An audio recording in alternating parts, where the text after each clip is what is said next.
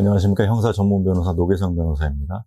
오늘 말씀드릴 부분은요, 미성년자 의제 강간 혐의, 지금 최근에 법이 개정된 미성년자에 대한 간음 추행과 관련된 부분에 대해서 말씀드리겠습니다. 이게 2020년 5월 19일 날 법이 개정되면서 16세 미만의 사람에 대해서 16세 미만의 미성년자와 성관계를 가지면 무조건 처벌받게 되어 있습니다. 과거에는요, 13세 미만에 대해서만 성관계, 폭행, 협박이나 어떤 강요적인, 강압적인 부분이 없고 13세 미만의 어린 상대방에 대해서 자발적인 어떤 의사를 전제로 성관계를 가졌을 때만 처벌을 했습니다. 13세 미만에 대해서만 폭행, 협박 없을 때. 그런데 2020년 5월 19일 날 법이 개정되면서 나이의 기준을 조금 높였어요. 16세 미만으로 올렸습니다. 형법 302조에서는 미성년자 또는 심신미약자에 대해서 위계 또는 위력으로 간음한 경우에는 5년 이하의 징역에 처한다라고 정했었어요. 요거는 성관계의 어떤 전제가 되는 수단이 폭행, 협박은 아니지만 위계 또는 위력, 그러니까 예를 들면 뭐 아르바이트생을 어떤 고용관계를 전제로 내가 월급을 주니 어떤 그런 관계를 이용을 해서 성관계를 한다. 근데 다만 미성년자일 경우, 여기서의 미성년자는 19세 미만의 사람, 위계 또는 위력으로서 어떤 이런 위계 위력이 인정돼야지만 처벌됐습니다. 위계 위력 없이 그냥 뭐 예를 들면 고등학생인데 뭐 과외 선생님과 고등학생 사이의 관계다. 예를 들면 과외를 하다가 친분이 생겼다. 근데 과외를 이제 그만뒀다. 근데 나중에 연락이 해가지고 몇 번 빵도 먹고 밥도 먹고 하다가 성관계를 가졌다. 근데 위계 위력은 없는 상태에서 성관계를 가졌다. 이때는 상대방의 나이에 따라서 처벌 수준이 완전히 달라집니다. 305조에서는 13세 미만에 대해서 간음 또는 추행한 자, 그러니까 위계 위력이 없어도 13세 미만인 경우에 대해서는 무조건 처벌되는 것이 원래 법 조문이었는데 2020년 5월 19일에는 법이 좀 더 개정이 돼서 13세 미만뿐만 아니라 16세 미만인 경우에 대해서는 성관계를 하면 처벌이 돼요. 그러니까 예를 들면 17세인 경우, 18세인 경우, 19세 미만인 미성년자는 맞지만 17세, 18세의 어떤 고등학생을 대상으로 성관계를 했다. 그러면 폭행, 협박, 강압적으로 하거나 어떤 아르바이트 고용관계를 전제로 위력이 없는 경우, 진짜 순전히 좋아서 자발적으로 성관계를 가진 경우에서는 처벌을 할 수가 없습니다. 17, 18세는. 그런데 16세 미만인 사람에 대해서는 또 법에서는 16세 미만이라고 되어 있기 때문에 사실 16세까지도 괜찮은 거네요. 지금 16세 미만인 경우에 대해서는 처벌이 되는데 문제는 여기서도 19세 이상의 미성년자가 아닌 사람이 미성년자를 대상으로 한 경우예요. 그러니까 이게 상대방이 미성년자인 경우에서는 절대로 성관계를 하시면 안 됩니다. 성관계를 하시면 안 돼요. 미성년자인 경우. 그런데 문제는 이게 실제 이제 저희 법인에 상담을 오거나 실제 제가 처리하고 있는 상황을 보면 핸드폰으로 이제 그 만남을 주선한 어떤 그런 앱 같은 게 있어서 핸드폰으로 어떤 채팅을 통해 원래 몰랐던 여자와 대화를 하다가 친분이 생겨서 나중에 만나서 성관계를 갖고 보니 그 사람이 고등학생이었다. 좀 나이가 어린 사람이었다라는 걸 뒤늦게 아는 경우가 있습니다. 지금 강간 혐의 같은 경우는 3년 이상의 징역입니다. 지금 폭행, 협박으로 사람을 강간한 자는 3년 이상의 유기징역. 그리고 지금 법조문 중에는 5년 이상 형량이 처한 것도 있지만 주거침입, 강제추행 같은 경우는 성폭력범죄특례법에 의해서 7년 이상의 형으로 정해져 있어요. 그러니까 형량이 3년짜리가 있고 3년 이상의 형이 있고 5년 이상의 형이 있고 7년 이상의 형이 있는데 3년 이상의 형 같은 경우 합의를 하게 되면 한 번 장량강경을 할 수 있고 법원에서는 1년 6개월도 선고할 수가 있어요. 이론적으로는.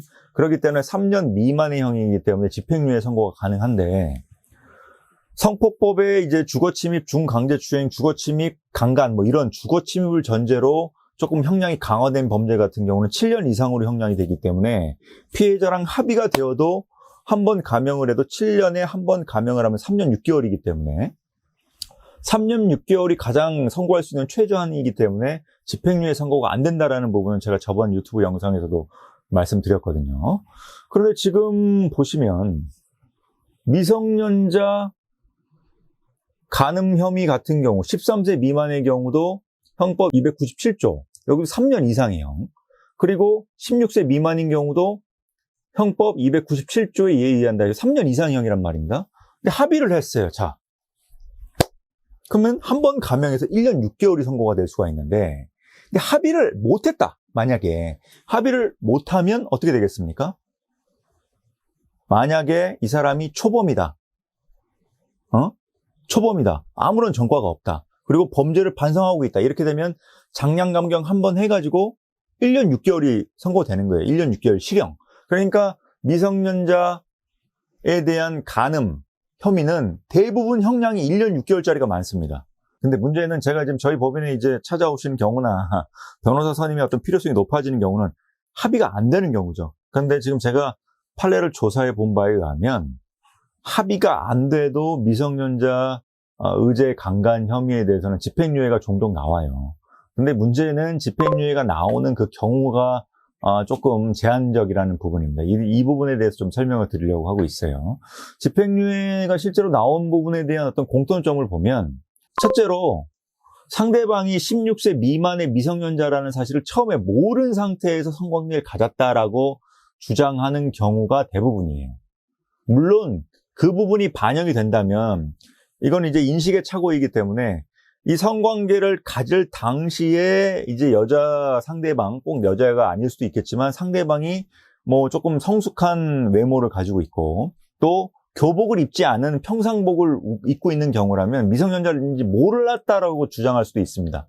처음에 만날 때는 상대방이 좀 나이가 좀 많이 들어보기 위해서 대학생인 줄 알았다라고 오인할 수 있는 것이거든요. 그러니까 16세 미만인지를 자기가 몰랐다라는 주장이 전제가 돼 있어야 돼요. 그리고 당연히 자발적인 성관계여야지만 하기 때문에 강제적인 폭행 협박이 없었다는 건 당연한 거고요. 강제적인 폭행 협박이 있으면 그냥 일반 강간 혐의가 되기 때문에 미성년자 의제 강간 혐의는 폭행 협박이 없는 자발적인 성관계를 전제로만 지금 얘기를 하는 것입니다. 그리고 또 한 가지는 성관계 당시에 이 가해자 역시 나이가 많지 않았다라는 점. 예를 들면 17세 범행 당시에 이제 판례 문구를 보면 이런 부분이 있어요. 피고인의 범행의 상당한 부분을 인정을 하고 있고 자신의 잘못을 깊이 반성하고 있고 범행 과정에서 성관계 과정에서 피해자에게 직접적인 강제령을 행사하지 않았다. 그리고 형사처벌을 받은 전력이 없는 초범이고 가해자가 이 사건 범행 당시에 17세에 불과해서 개전의 기회를 줄 필요가 있다. 그러니까 가해자도 미성년자인 거예요. 제가 실제로 담당했던 사례를 보면 미성년자인 성관계 상대방이 고소를 하지 않았습니다. 고소를 안 해요. 근데 다만 이런 경우가 있었습니다. 그 상대방이 배가 아프다고 간호실에 간 거죠. 근데 간호실에 갔는데 이 간호 선생님이 이제 왜 배가 아프냐고 물어봤을 때 남자친구랑 성관계를 해서 배가 아프다라 이렇게 얘기를 한 겁니다. 물론 여기서의 이 성관계는 뭐 직접적으로 뭐 강제적인 어떤 그런 과정이 있었다 이게 전제가 된 게 아니에요. 그러면 이제 학교가 알고 부모가 알고 당연히 학교에서는 관할 경찰서에 신고할 수밖에 없죠. 그러니까 사건이 커지는 거예요. 강압적인 성관계가 아니었다 할지라도 미성년자에 대한 성관계는 무조건적으로 처벌이 되기 때문에 성관계의 상대방이 고소를 하지 않았다 할지라도 형사처벌의 대상이 됩니다. 그리고 합의가 안 됐을 경우에는 보통 아무리 낮게 설정돼도 1년 6개월의 실형이 선고될 수밖에 없는 지금 현재 구조이고요.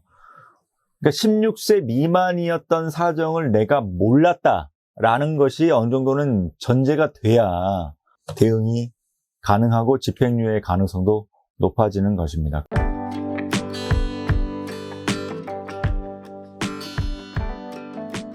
경찰 조사를 받으시거나 재판에 임할 때는 이제 변호사와 상담을 해서 이랬을 경우에 어떠한 결과가 초래될 수 있다는 것을 미리 인지를 하고 그에 대응한 어떤 입장이라든지 어디까지 인정할 것인가, 아닌 부분은 무엇인가라는 것을 아주 명확하게 해야 될 것이고, 그러한 주장에 부합되는 근거 자료가 무엇이 있는지 미리 다 준비를 해놓고 경찰 조사에 임하시든 재판에 임하시든 이렇게 해야지, 사람들이 이제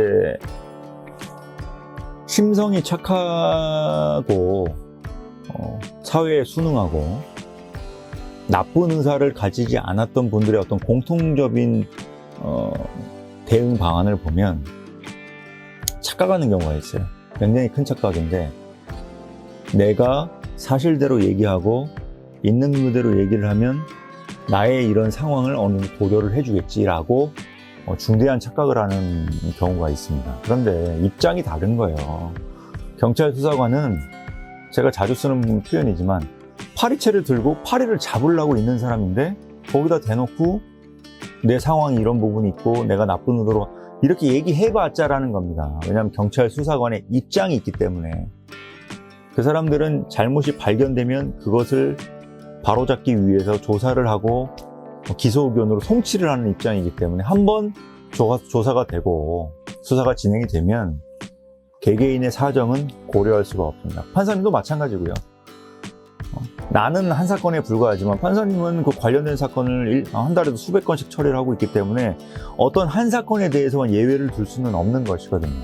그러니까 예외를 두지 않고서 실제로 자신의 어떤 판단 기준 범위 내에서 대응할 수 있는 방법이 무엇인지 변호사와 충분한 상담을 토대로 대응을 하셔야 되는 것입니다. 시청해 주셔서 감사합니다.